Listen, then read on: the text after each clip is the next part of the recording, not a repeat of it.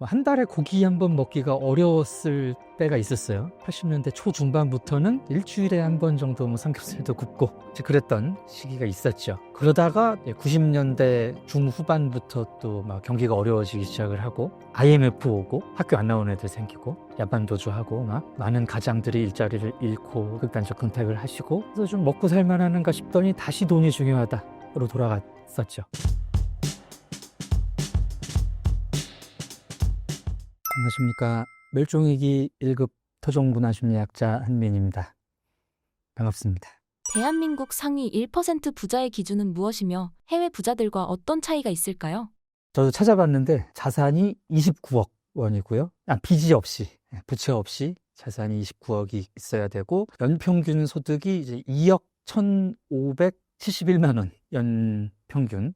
그게 이제 대한민국 상위 1% 기준이라고 하더라고요. 한국 부자들의 기준이 좀 높다고 할까? 그러니까 좀 돈이 많이 있으셔도 나는 부자가 아니다라고 생각하시는 경향이 한국 사람들이 좀 더 많은 것 같습니다. 일전에 봤던 이제 조사 내용에서 이 미국 사람들은 약 200만 달러, 23억 정도로 되는 것 같은데 그 정도 있으면 내가 부자다라고 생각을 하더라고요. 이제 한국 사람들은 6억 원이 있어야 내가 부자라고 생각을 한대요. 근데 이제 1% 부자가 29억 이라고 지금 통계가 있는데 그러면 1% 부자인 사람들 중에서도 나는 부자가 아니라고 생각하는 분이 꽤 많다는 얘기죠. 이런 심리적인 부분이 좀 차이가 있는 것 같습니다. 심리라는 게 사람의 마음의 습관이라고 할 수가 있는데요. 한국인들의 이제 부와 관련된 마음의 습관이 이제 기준이 높다. 지금 말씀드린 것처럼 미국이 우리보다 GDP도 훨씬 높고 부자 수도 훨씬 많고 한데 거기보다 2배 가까이 돈이 있어야 우리는 부자다라고 생각을 한다는 거죠. 그런 이제 마음의 습관 때문에 이제 한국 사람들은 돈이 어느 정도 있어도 내가 행복을 느끼기가 좀 어려운, 항상 좀 뭔가 쫓기고 이런 측면이 좀 문화적으로 다른 부분인 것 같습니다. 한국 사람들에게 왜 돈이 중요한가요? 배금주의, 물질주의 뭐 이렇게까지 얘기를 하시는데 이 돈이 중요하다는 가치관이라는 게 현대사 내내 계속 축적이 되어 왔던 것 같아요. 교육을 통해서 사실 가치관이라는 게 전달이 되는데 우리 부모님께서 돈이 중요하다는 사실을 우리한테 이제 전해주셨을 것이고 또 우리도 뭔가 돈이 중요하다는 걸 우리 자식들한테 전해주고 있겠죠. 근데 이게 언제 시작됐나 보면은 거의 뭐 우리의 할아버지 쪽부터 한국이 상당히 이제 가난했던 나라였고 또 현대사의 뭐 일제강점기라든지 6.25 전쟁이라든지 뭐 개발 시대를 거치면서 상당히 살림이 어려웠던 시기들을 겪어왔다는 거죠. 그렇기 때문에 이게 돈이 중요하다. 돈이 없으면은 가족끼리 있어도 행복할 수가 없고 이런 기억 때문에 이제 돈이 중요하다. 돈을 제일 앞에다 놓는 가치관이 생기지 않았을까 보고 있습니다. 뭐 일단 이제 구한 말에 뭐 외세의 침탈 있었죠. 그러다 이제 결국 국권을 빼앗기고 일본이 뭐 쌀부터 해가지고 이제 마지막에는 밥그릇까지 숟가락까지 다 뺏어갔었고 또 해방이 된 이후에는 바로 6.25 전쟁이 벌어지면서 또 그나마 있던 어떤 산업 기반이라든지 농토 이런 것까지 다 불타고 없어지고 또 피난 오느라고 또 근거가 있었던 사람들은 또 근거를 잃고 북에서 내려오신 분들도 있고 거의 뭐 맨주먹에서 현대사가 시작이 됐죠, 우리나라가. 그래서 굉장히 열심히 먹고 살려고 노력을 했습니다. 가발 팔았다는 거 아시는 분이 이제 많지 않을 텐데 사람들 머리 쫙 잘라가지고 다 팔고 또 이제 문화재 같은 거 팔아서 돈을 벌었던 때도 있고요. 그러다 이제 경공업 같은 것이 시작이 돼가지고 공업이 좀 발전을 하는데 이때는 인구가 또 굉장히 폭발적으로 늘던 시기였기 때문에 충분히 이제 임금을 줄 수 있는 형편도 아니었고 일자리 자체가 없었던 그런 이제 뭐 5, 60년대 이런 시기가 있었죠. 70년대까지도. 그리고 뭐 70년대, 80년대 거치면서 이제 뭐 중화공업으로 공업이 이제 그 산업이 바뀌는데 역시 이제 인구가 많고 일자리가 그 인구를 따라가지 못하는 시기가 있었죠. 그러다가 이제 80년대 정도 들어서 약간 좀 살림살이가 되는 이제 저 어렸을 때 기억이 나는데 한 달에 고기 한 번 먹기가 어려웠을 때가 있었어요. 80년대 초중반부터는 일주일에 한 번 정도 뭐 삼겹살도 굽고 이제 그랬던 시기가 있었죠. 그러다가 90년대 중후반부터 또 막 경기가 어려워지기 시작을 하고 IMF 오고 학교 안 나온 애들 생기고 야반도주하고 막 많은 가장들이 일자리를 잃고 극단적 은퇴를 하시고 그래서 좀 먹고 살만하는가 싶더니 다시 돈이 중요하다로 돌아갔었죠. 그러다가 또 뭐 금융위기 2000년대 초반에 카드 대란 이런 일들이 이제 계속해서 지금 뭐 기억이 나시는 분들도 아마 있으실 거예요. 30, 40대 이런 분들은. 그래서 좀 마음을 놓고 뭐 삶의 질이자든지 돈을 좀 안 벌어도 되지 않을까? 이런 생각을 하기가 되게 어려웠다는 거죠. 지금도 뭐 고용 불안정, 산업 구조가 지금 굉장히 바뀌는 시기이지 않습니까? 사람이 일을 했던 분야들이 급격하게 사라져가고 있고 어떻게 해서든지 우리가 돈을 벌어야 된다. 근데 일자리는 없으니까 코인이랄지 주식이랄지 이런 쪽으로 이제 돈이 몰리고 부동산도 지금 예전 같지 않죠. 굉장히 좀 위기고 코로나 때 반짝했다가 좀 또 떨어지고 있고 경제 채널입니다만 그런 주식이나 코인으로 돈 버는 사람들은 있는 것 같은데 정작 내가 들어가면 나는 크게 손에 쥐지 못하는 것 같고 그래서 마음은 조급하고 돈은 벌어야겠다는 생각만 있고 돈이 없어서 늘 좀 불안하다. 이런 계속해서 시기가 이어지고 있습니다. 수십 년째 우리나라에서 부자 열풍이 지속되는 이유가 무엇인가요? 사실 한 80년대 한 중후반 정도까지는 이제 절대적인 빈곤이 더 컸죠. 동네에 잘 사는 사람 찾기가 이제 쉽지 않았고 하기 때문에 가난해서면 어떻게 좀 벗어나 보자라는 식으로 이제 살아왔습니다. 근데 80년대 후반, 90년대 초반쯤 되면서 부가 축적이 되고 금융 쪽으로 산업이 발전을 하고 이제 돈을 불릴 수 있는 방법, 부동산 이런 것들이 나오면서 더 많은 돈을 갖고 싶다. 이런 욕구로 좀 이어졌던 것 같고요. 그 전에 우리 사회가 이제 절대적인 빈곤에서 좀 벗어나자. 또 사회적으로는 뭐 민주화라든가 이제 큰 목표, 뭐 선진국 진입 이런 이제 그 거시적인 목표를 놓고 달려왔던 시기였던 것 같아요. 근데 이제 90년대 후반 이후로는 개인적인 목표, 이제 가시적인 목표들을 하나씩 우리가 이루어 가면서 나라는 어느 정도 뭐 살만해진 것 같고 또 뭐 민주화 같은 것도 좀 이뤘고 하다 보니까 이제 개인적인 삶의 목표를 찾아야 되는데 IMF 이후로 계속 또 경제적으로 불안한 시기가 계속되다 보니까 이 삶의 의미가 돈 쪽으로 경제 쪽으로 좀 치우치게 된 계기가 그때 시작이 되지 않았나 싶습니다.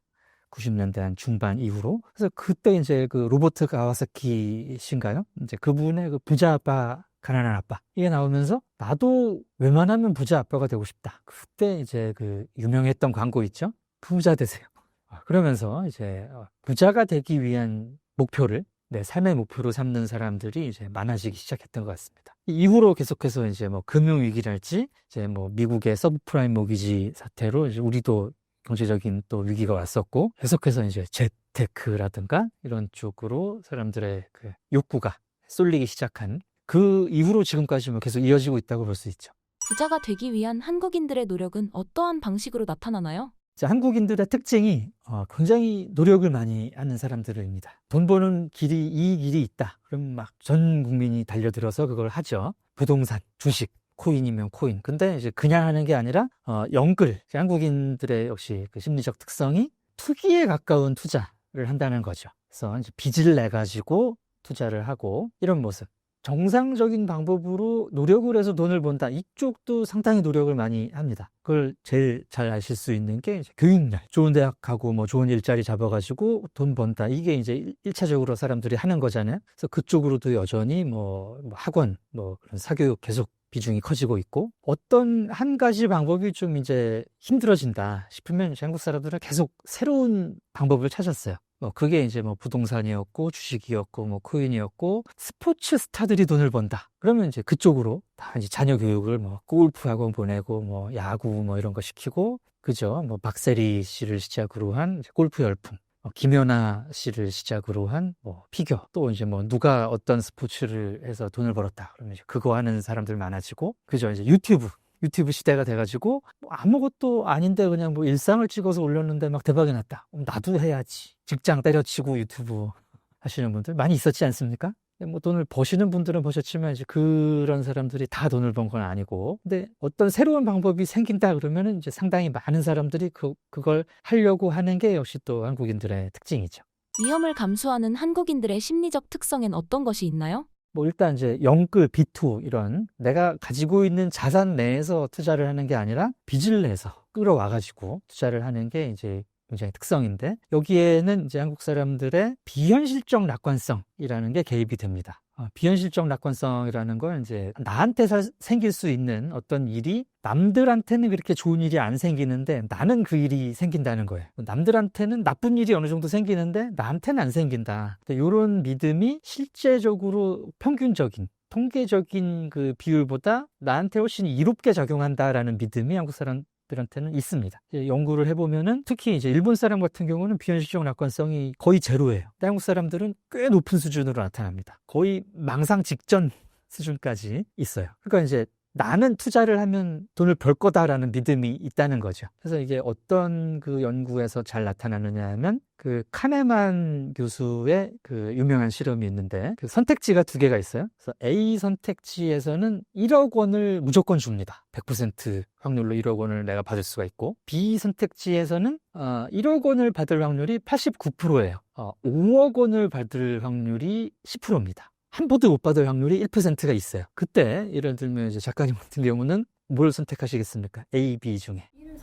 그죠. 그게 한국인이라는 얘기예요. 왜냐하면 당연한 거 아니야 이렇게 생각을 하시겠지만 이게 세계적으로 연구를 해보면 거의 모든 나라 사람들이 A를 더 많이 선택을 합니다. 근데 한국 사람들은 압도적인 비율로 B를 선택한다는 거죠. 1% 확률로 내가 돈을 한 푼도 못 받을 수 있다라는 거는 상상을 하지 않아요. 1억을 89%, 10억을 10%, 이것만 생각하는 거예요. 자, 이 점이 굉장히 특이한 부분인데 한국인들은 이걸 특이하다고 생각하지 않습니다. 왜냐하면 이 1%가 내가 될 거라고 생각하지 않기 때문에. 이게 비현실적 낙관성이죠. 한국인들의 비현실적 낙관성에 대해서 이유나 원인이 있나요? 한국 사람들만의 이유를 이렇게 따로 연구한 건 없고요. 이제 제가 연구한 거에서 이제 대략 추정을 해보면 그 한국인들의 자기관이라는 게 영향을 미치지 않았을까 합니다. 그게 이제 주체성 자기라는 이제 자기관인데요. 주체성 자기라는 것은 이제 내가 다른 사람들한테 영향력을 미칠 수 있는 존재다라는 거예요. 나를 그렇게 본다는 겁니다. 내가 다른 사람들한테 영향력을 미치려면은 내가 좀 잘나야 되죠. 좀 영향력이 있는 대단한 사람이어야 되죠. 그래서 뭐 주변에 이렇게 그런 얘기 들리실 텐데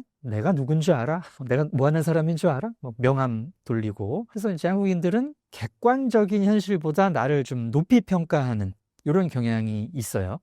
그렇기 때문에 이제 나니까 다른 사람들한테는 안 좋은 일이 생겨도 나는 좀 안 생기지 않을까. 다른 사람들한테는 그런 일이 안 생겨도 뭐 큰 돈 벌고 이런 일이 없어도 나는 그럴 수 있지 않을까라고 이제 믿는다는 거죠. 그런 믿음으로 연결될 소지가 있다. 그런 것 같습니다. 그렇다면 위험 자산에 투자할 때에도 거리낌이 없다고 보시나요? 거리낌이 없을 뿐더러 돈이 없는데도 넣는다는 거예요. 왜냐하면 지금 내가 돈을 10,000원을 넣어서 500원에 이익을 볼 수 있다면은 1억 원을 넣으면은 이게 더 커지는 거잖아요, 그만큼. 그러니까 이제 내가 더 많이 돈을 넣으면은 내 가진 돈이 없으면은 뭐 빚을 내서라도 남한테 빌려서라도 넣어서 나중에 갚으면 되는 거 아니냐. 그런 프로세스죠.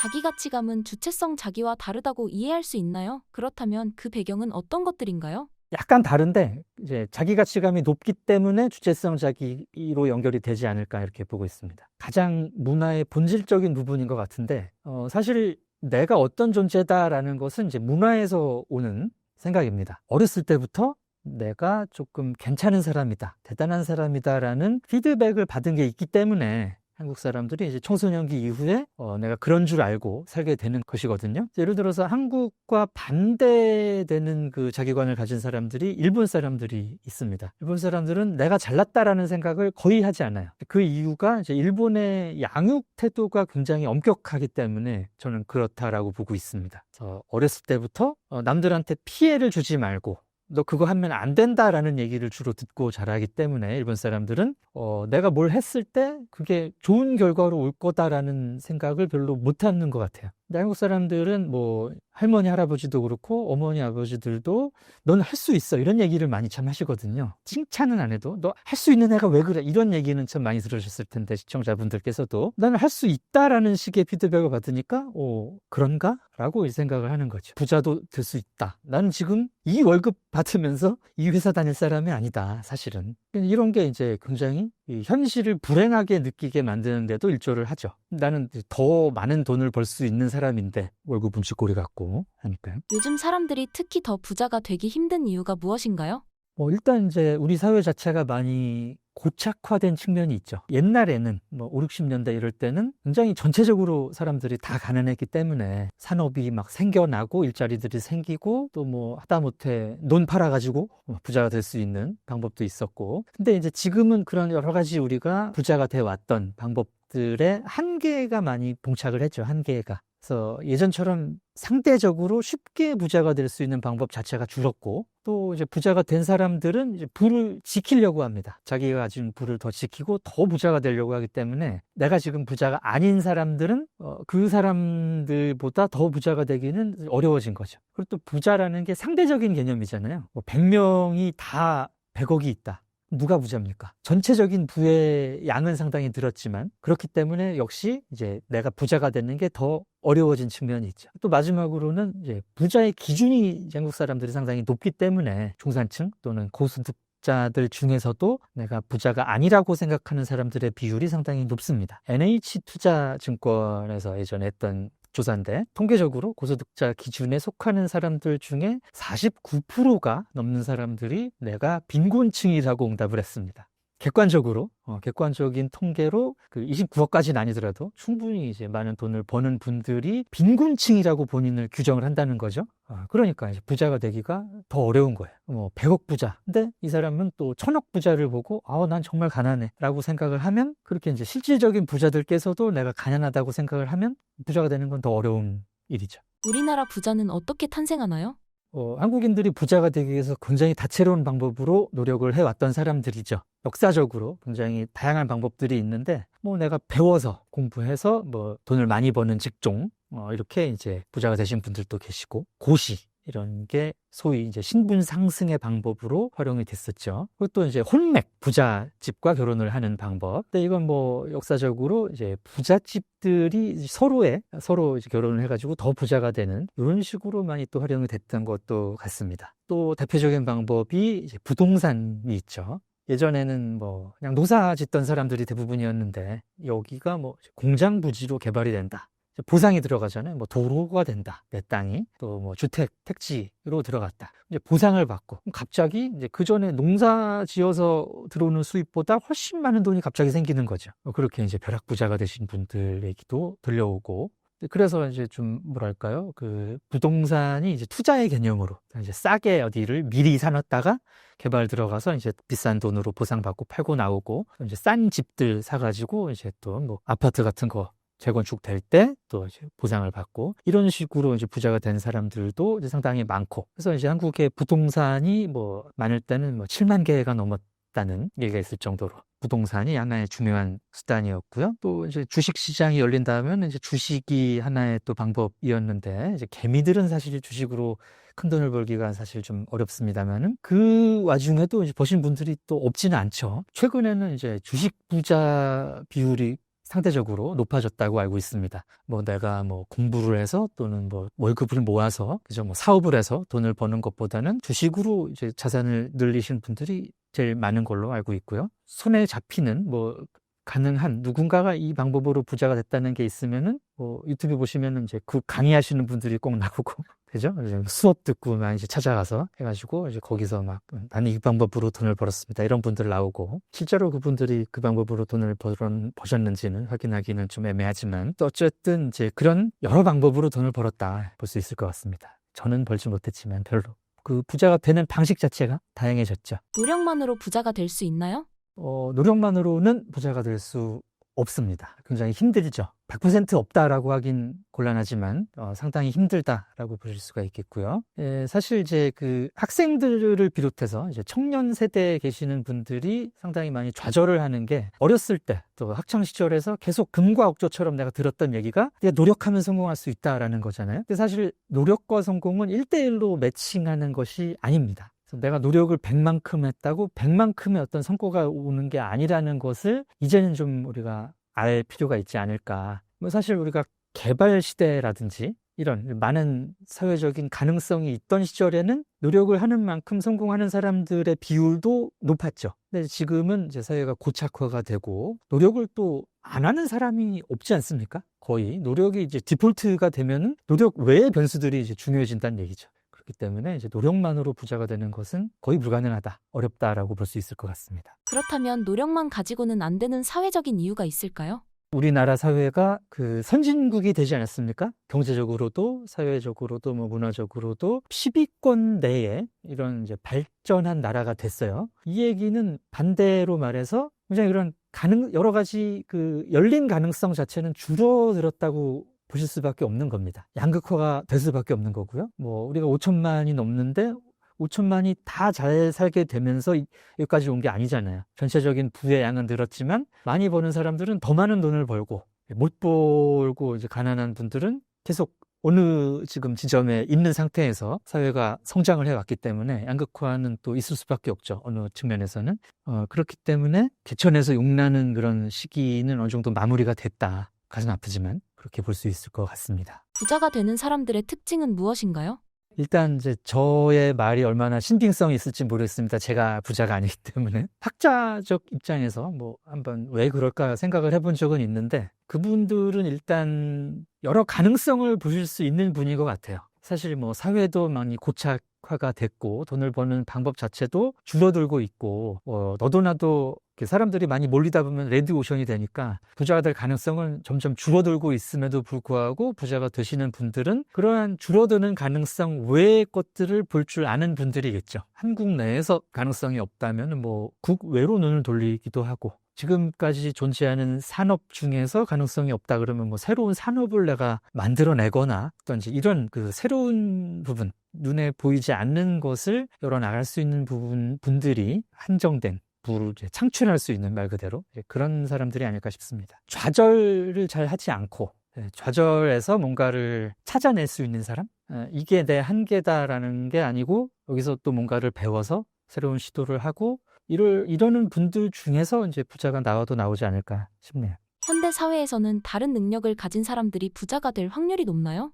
착실하고 성실하게 내 주어진 것을 다 하고 이분들은 사실 이제 부자가 되기보다는 성실하게 말 그대로 살아가시는 분들이죠. 예전에는 이제 그런 식으로 해도 사회 발달 단계, 산업의 뭐 발달 단계에 맞는 나의 몫을 충분히 받을 수 있는 시절이었죠. 시절도 있었죠. 근데 이제 지금은 그렇지 않고 그 수준에서 많이 배우고 공부 열심히 해가지고 착실히 해서 가질 수 있는 이상을 원하신다면 이제 그 이상의 가능성을 보실 수 있어야 되지 않을까 싶습니다. 절대 부자가 될 수 없는 사람들의 특징은 무엇인가요?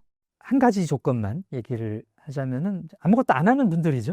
뭘 하지 않는 사람에게는 어떤 변화도 생길 수가 없습니다. 누가 말씀했는지는 잘 기억이 안 나는데 유명한 그 격언이 있지 않습니까? 다른 미래를 바라면서 똑같은 하루를 산다. 이 사람은 절대 뭐 돈이라는 측면에서는 부자가 될 수 없고 내가 새로운 인생을 살기 원한다면 결코 새로운 인생을 살 수 있는 분들이 아니죠. 부자와 가난한 사람들의 결정적 차이점은 무엇인가요? 가난한 분들 중에서도 되게 열심히 성실하게 사시는 분들이 있거든요. 제 생각에는 부의 다른 방향이 너무 빨리 커가고 있기 때문이 아닐까 싶습니다. 이분들이 성실하고 그날을 열심히 살아가시는 분들이 가난한 게 아니라 본인의 어떤 삶을 유지할 만큼은 버신다고 생각하고요. 거기서 이제 행복을 찾자면 찾을 수 있는데 돈을 버는 사람들은 기상천외한 방법으로 더 많은 돈을 벌어 가거든요. 이게 이제 양극화라면 양극화인데 이제 거기에다가 비교를 하면은 나는 갑자기 오늘 아침에 너무 가난해져 있는 거예요. 이런 현실도 있는 것 같습니다. 최근에는 벼락거지라는 말이 나오고 있습니다. 이 현상을 어떻게 보고 계시나요? 예, 이게 이제 뭐 사회가 어느 정도 발달해 있고 한 사회에서는 그 양극화라는 부분이 거의 반드시 발생할 수밖에 없습니다. 분배를 애초에 처음부터 굉장히 신경 쓰면서 조직화된 사회가 아니면 특히 이제 자본주의를 바탕으로 하고 있는 사회에서는 양극화라는 거는 거의 사회 발전의 숙명과 비슷한 단계일 수밖에 없는데 벼락거지라는 거는 사실 비교를 통해서 내가 상대적으로 가난해졌다라는 인식이거든요. 사실 어느 정도 이상 발달한 사회에서 내가 고정적인 수입을 가질 수 있다라는 것은 내 삶의 유지에는 큰 문제가 없을 수도 있어요. 없는 경우가 많습니다. 근데 이제 문제가 되는 게 상한이 없이 돈을 벌어가는 사람들을 보면서 내가 가난해졌다라고 생각하는 게 문제가 되는 거죠. 이건 엄밀하게 말하면 나는 그렇게 먹고 살고 당장 오늘을 굶지 않고 저축도 어느 정도 있고 집도 빚을 갚아가는 과정이긴 하지만 있고 하는 상태인데 상당히 빈곤하고 가난하다라는 인식, 불행하다라는 인식으로 가는 첩경입니다. 특히 이제 벼락거지라는 말이 그건데, 남의 집이 10억이 올랐는데 우리 집은 안 올랐다. 사실 내 자산은 가만히 있거든요. 근데 저 부자가 된 사람들과 비교해서 내가 거지가 됐다라고 생각할 필요는 사실 없습니다. 사람들의 마음이 그렇지 않죠. 그래서 이제 또 불행해지고 이런 프로세스가 분명히 있죠. 한국에는. 우리나라의 낮은 행복도와 높은 자살률, 세계 최저 수준의 출생률은 부자 열풍과 어떤 관계가 있나요? 그게 이제 상대적 박탈감에서 초래된 부분이 상당히 많을 것 같습니다. 행복도 연구 조사할 때마다 이제 한국이 거의 밑바닥 하위권인데, 사실 연구자 입장에서 말씀을 드릴 수 있는 게, 이 행복도라는 건 사실 이렇게 나라별 행복도를 발표할 수 있는 개념이 저는 아니라고 보거든요. 왜냐하면 행복은 주관적인 것이기 때문에. 그래서 행복 연구자들 중에서도 이제 유명한 분들의, 물론 유명한 분들이 참 많습니다만, 유발 하라리 같은 사람의 분의 얘기로는 나의 행복을 다른 사람들의 행복과 비교할 수 있는 도구 자체가 없다라고까지 얘기를 해요. 그래서 예를 들어서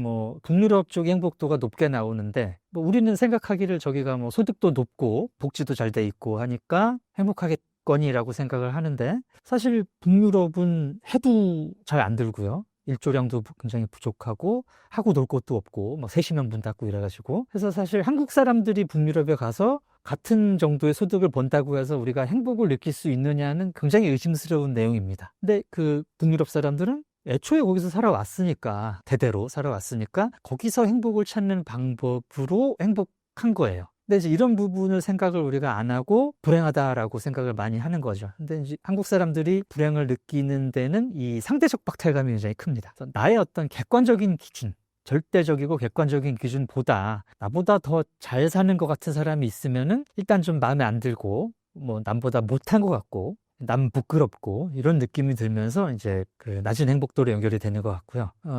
자살률이라든지 희망이 없다, 내가 이 현실에서는 할 수 있는 일이 없다, 이런 좌절 경험, 우울, 이런 게 이제 누적되다 보면은 자살률에도 연결이 되는 것 같은데, 이게 이제 우리가 그동안 추구해 왔던 부자 열풍과도 관계가 없다고 할 수 없죠. 그렇게 노력을 했는데 나는 부자가 아닌 것 같고, 뭘 위해서 달려온 것이고, 내가 계산을 해보니까 지금보다 더 부자가 될 가능성이 없고, 그러니까 좌절스럽고 불행하고, 자꾸 이제 이게 반복이 되는 것이죠. 한국 사회에서 부자 열풍의 한계는 어떻게 드러나고 있나요? 여러 측면에서 드러나고 있는데, 지금 전 질문에서 주셨던 것처럼 낮은 행복도라든지 높은 자살률, 출생률로도 연결이 되는 것 같습니다. 이런 이제 사회적 지표 외에도 이제 사회 갈등 요소로도 많이 연결이 되죠. 예를 들어서 한국인들의 이 사회 갈등이 조금 다른 나라에 비교하면은 독특한 요소가, 다른 나라의 그 사회 갈등은 계층이라든지 인종이라든가 종교 갈등, 이런 식으로 분류가 돼요. 근데 한국 사람들은 거의 상상할 수 있는 모든 집단을 상정하고 갈등을 경험을 합니다. 같은 사람이 계층 간으로 보면은 나는 이제 못 사는 계층에 해당을 하는 것 같으니까 부유층에 대한 어떤 갈등, 불만, 내가 노동자 계층이니까 이제 사측에 대한 불만, 또는 이제 내가 청년 세대다 싶으면은 이 윗세대에서 제대로 안 해놔가지고 이렇다라는 어떤 윗세대, 세대 갈등으로 연결이 되고, 지역이라 할지 강남, 비강남, 이런 식으로도 나뉠 수가 있고요. 또 극단적으로 가면은 이제 성별, 그러니까 내가 속한 성별의 사람들이 과거에 저 성별 사람들 때문에 뭔가 누리지 못한 것, 상대적 박탈감이죠. 또 어떤 이제 성평등 한 방향으로 우리 사회가 가고 있다라고 생각을 하는데, 이 과정에서 이제 또 상대적으로 과거까진 있었던 게 없어지는 것 같고, 또 이제 여기에서 오는 또 상대적 박탈감이 이제 상대 집단에 대한 갈등 요소로 이제 연결이 되죠. 역시 이제 그 부의 분배와 관계된 갈등으로 저는 생각을 하고 있습니다. 그렇다면 우리 사회가 빠른 시간에 성장을 해서 문제가 발생하는 건가요? 그렇죠. 그게 이제 근본적인 문제일 수 있죠. 그럼 지금 생존에 계시는 저희 아버지께서 44년생이신데 80대 초반이시거든요.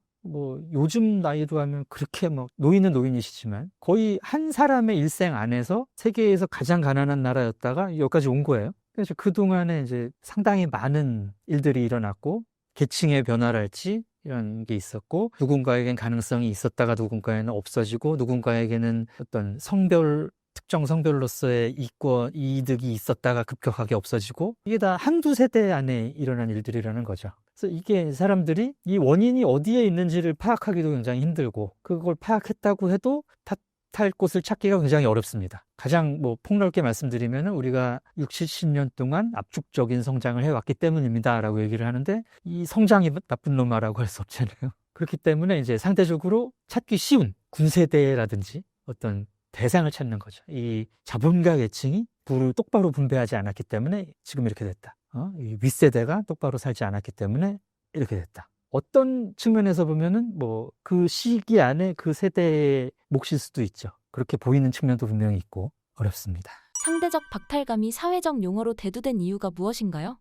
활성화되면서 급격하게 일어나는 현상인 것 같아요. 사실 90년대 후반부터 이제 인터넷이 활성화가 되고 이제 초반에는 사람들이 내가 가진 거를 가지고 뭐 이제 인터넷에 올린다든지 개인적으로 자랑을 한다든지 이런 게 초반에는 많이 없었습니다. 그래도 뭐 그때도 싸이월드에서 이제 그런 거를 상대적 박탈감을 느끼는 사람들이 있기는 했는데 다른 사람들의 사는 것과 나의 사는 것을 직접적으로 비교하게 되고 또 이제 간편하게 비교하게 되고 상대적 박탈감을 느끼기가 쉬워진 거죠. 그래서 이제 누군가는 굉장히 잘 사는 것 같은데 부자인 것 같고 쉽게 돈을 버는 것 같은데 나는 그렇지 않으니까는 굉장히 가슴이 아픈 거예요. 그래서 이게 뭐 우리나라만의 문제는 아닙니다. 인터넷, SNS, 스마트폰이 활성화되어 있는 거의 대부분의 사회에서 일어나고 있는 일이죠. 요즘 2030 세대가 허세를 버리기 어려운 이유가 무엇인가요?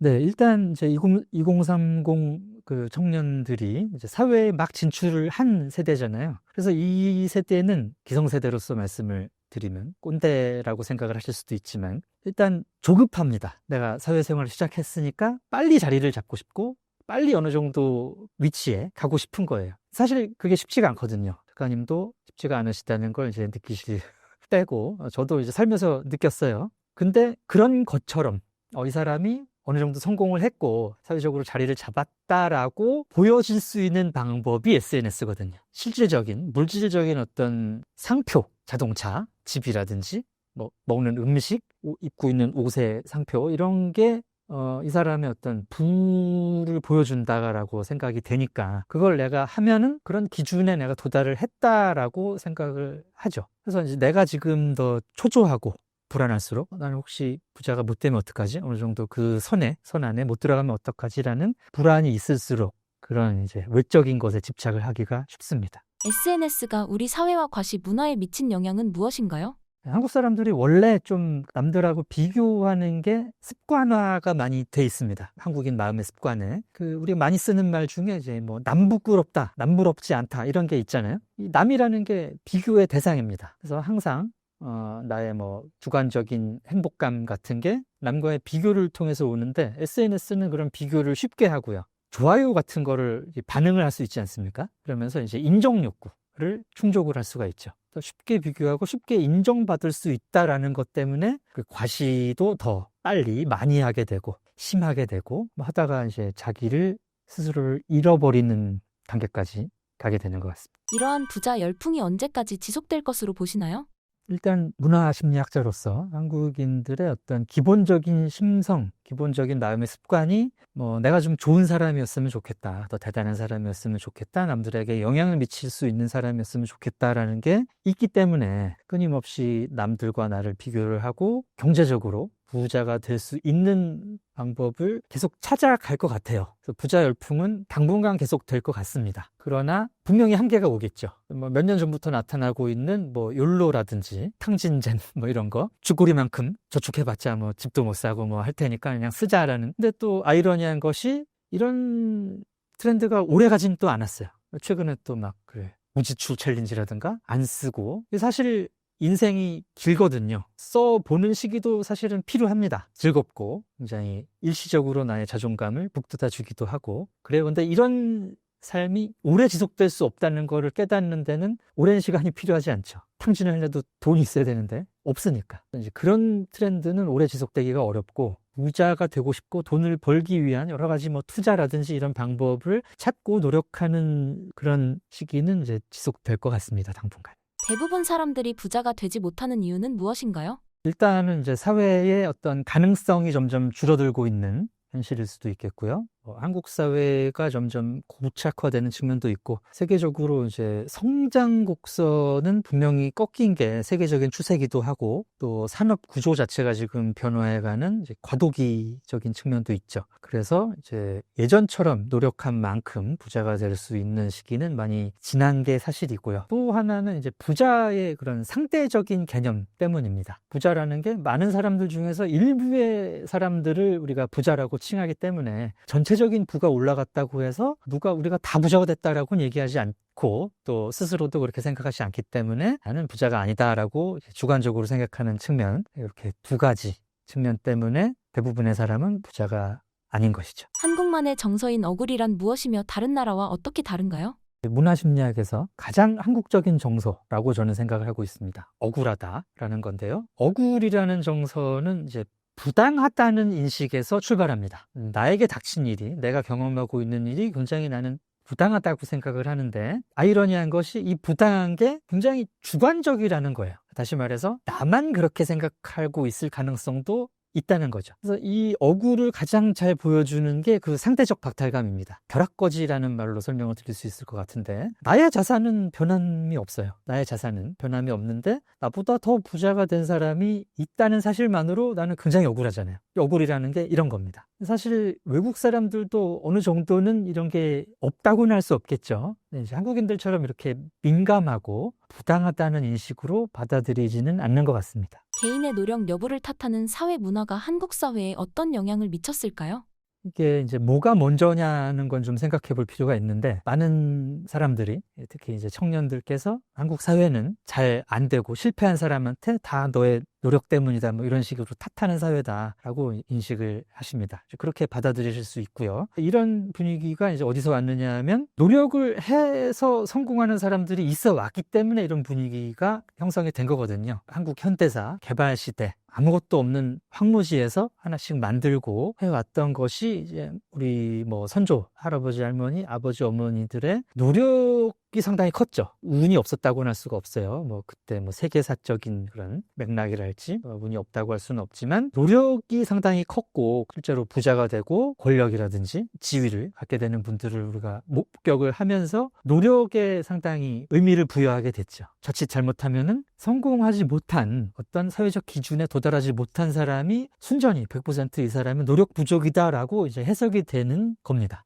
모든 사람들이 또 그렇게 생각하는 거 아니에요. 이제 잘못 나이가 드신 분들, 그분들이 이제 그런 식의 잣대를 대는데, 이제 청년들이 만나는 그런 어른들이, 그런 분들이 꽤 계시다 보니까 상처도 받고 하시게 되는 것 같습니다. 일단은 이제 우리가 노력 기반으로 여기까지 성장해 온 사회다라는 부분 때문에 이런 노력 여부를 탓하게 되는 사회가 된 것은 틀림이 없는 것 같고요. 이것은 이제 지금부터는 우리가 다르게 좀 생각을 하고 개선을 해야 되는 부분인 것 같습니다. 초반에도 좀 말씀을 드린 것 같은데, 노력과 성취가 1대1로 연결되는 게 아니다라는 것을 깨달을 때가 됐고, 한국 사회가 그만큼 이제 고도 성장을 해오면서 노력만으로는 그 성과를 이루기가 더 어려워진 측면도 있고, 그래서 이제 그 외에 외부적인 조건이 뭐가 있고, 그 외부적인 조건을 내가 어느 정도 통제할 수 있느냐, 어느 정도 활용할 수 있느냐, 이런 쪽으로 나의 관심사라든지 노력의 방향을 바꾸실 필요가 있지 않나 생각합니다. 만약 부자가 되지 못한 평범한 사람들은 어떻게 살아야 할까요? 부자가 되고자 하는 욕망, 또는 부자가 되어야 한다는 그런 삶의 의미, 이게 나쁘다는 건 아닙니다. 이게 잘못됐다는 건 전혀 아니죠. 근데 목표가 스스로 찾은 나의 목표일 필요는 있죠.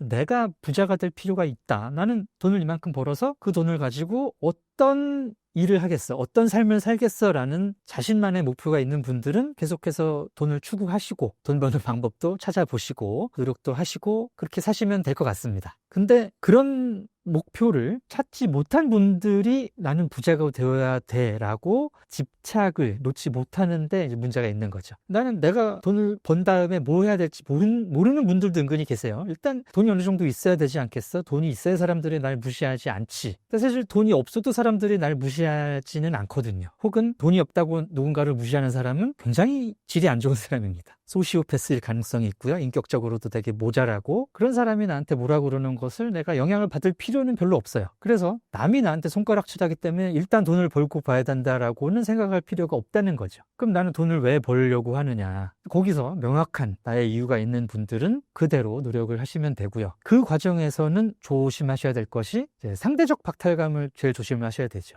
나는 내 삶의 목표가 어느 정도의 돈을 버는 거고 그 목표를 향해서 의미 있는 삶을 살고 있습니다. 그 삶의 의미가 나보다 돈을 지금 이 시점에서 더 가지고 있는 사람 때문에 상하는 건 아니거든요. 걔는 걔의 어떤 노력을 했든지 걔의 운이 좋아가지고 지금 나보다 더 많은 돈을 가지고 있는 거예요. 근데 나는 걔보단 돈이 없을지언정 나의 삶의 목표, 그 부자가 되기 위한 목표를 향해서 가고 있습니다. 누가 날 무시하죠? 나는 의미 있는 삶을 살고 있기 때문에 거기서 불행을 느끼실 필요는 없다. 그렇고요. 마지막으로 나의 삶의 의미가 부자가 아닌 분들이 계세요. 저도 어떻게 보면 그런 쪽이긴 한데 일단 저는 이제 저를 한번 돌아보고 어렸을 때부터 제 뭐 능력이랄지 삶의 행보라든가 뭐 만나고 있는 사람, 관심사, 평소에 시간을 어떻게 쓰고 있는지 생각을 해봤을 때 저는 돈을 많이 벌 수 있는 종류의 인간이 아닙니다. 그러면 제가 제 남은 평생 동안 도달할 수 있는 자산에는 한계가 있겠죠. 그 내에서 제 삶의 목표를 설정을 했어요. 그리고 이제 그 안에서 이제 의미를 찾아서 의미 있게 살고 있다고 생각을 합니다. 이런 과정이 좀 필요하지 않을까 싶은 거예요. 그래서 내가 어느 정도의 그 자산을 손에 쥘 수 있는 사람이냐에 대한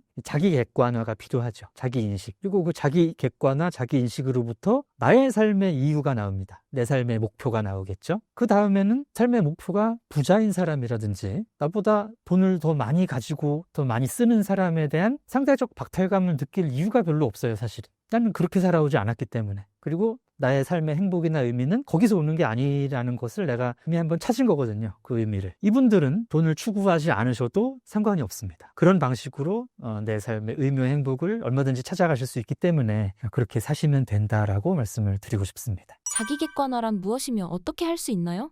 이 자기 객관화가 중요한 것은 이제 자기를 올바로 볼 수 있게 해주기 때문에 나를 객관적으로 본다는 게 중요하죠. 사람들은 나를 객관적인 이런 지표, 내가 가지고 있는 능력이라든지 나의 그런 실질적인 나보다 더 높이 평가하려는 경향이 있습니다. 심지어 한국 사람들은 이게 좀 더 강하다고 제가 말씀을 드렸죠. 근데 나의 어떤 아직 현실화되지 않은 가능성, 이건 객관적인 나는 아니에요. 나의 희망일 수 있고 나의 어떤 목표일 수는 있죠. 아직 현실화되지 않은. 근데 사람이 살아가다 보면은 그 목표를 이루기 위해서 많은 노력을 하지 않습니까? 근데 어떤 시점에는 내가 생각했던 나의 이상과 나의 그런 가능성이 내 인생에서 실현되지 않을 수 있겠구나라는 깨달음이 올 때가 있단 말이에요. 그 시점에서는 자기 객관화를 빡세게 한번 할 필요가 있습니다. 예를 들면 돈은 가슴 아프니까. 제가 이제 청소년기 때 이제 느낀 건데, 제가 키가 작기 때문에 항상 상대적 박탈감을 느꼈어요. 키 큰 애들한테. 180 넘고 이런 애들 보면, 부럽다. 키 컸으면. 많은 노력을 했습니다. 운동도 하고, 우유도 먹고, 막 칼슘도 먹고, 막, 안 커요. 그래서 어느 시점 이후에, 20대 초반에 어느 시점을 넘으니까 안 크겠구나. 라는 게 이제 피부로 오죠. 이제 그때 깨달아야 되는 것은, 내 인생에서는 덩크일 수는 없다. 요게 자기 객관화입니다. 부를 추구하는 데 있어서도 같은 프로세스가 있어야 된다고 저는 봐요.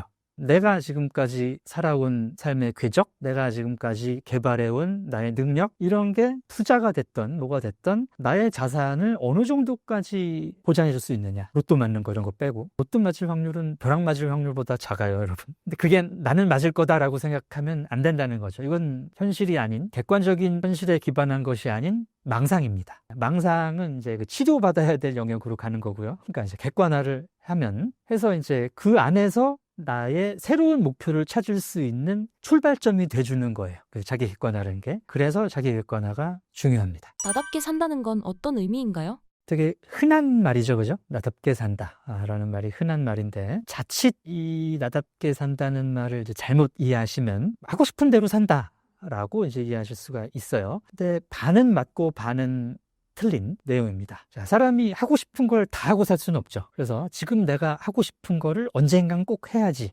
그래서 그것이 이제 나답게 사는 것이고 자기 실현이다 이렇게 생각하시는 분이 계시다면은 이거 아니다. 나답게 산다는 것은 자기 객관에서 출발을 합니다. 말 그대로 나는 어떤 사람인가에 대한 의문이 먼저 나올 필요가 있고요. 그 의문은 하루아침에 해결되지 않을 가능성이 큽니다. 나는 내가 제일 잘 알지 나를 라고 생각을 하시겠지만 생각해보면 잘 몰라요. 내가 생각하는 나는 진짜 내가 아닐 가능성이 훨씬 큽니다. 자, 남들이 원하는 나, 너는 이런 사람이잖아. 넌 이렇게 살아야지 라고 부모님이 됐던 사회가 됐던 문화가 됐던 나한테 가스라이팅, 교육의 결과로 구축된 내가 나라고 생각하는 나죠. 그래서 그런 나대로 산다는 것은 남이 만들어 놓은 기준대로 산다는 말과 크게 다르지 않습니다. 진짜 내가 누구냐, 내가 진짜 원하는 건 뭐냐, 이거는 시간을 들여서 오랫동안 한번 생각해 보실 문제고요.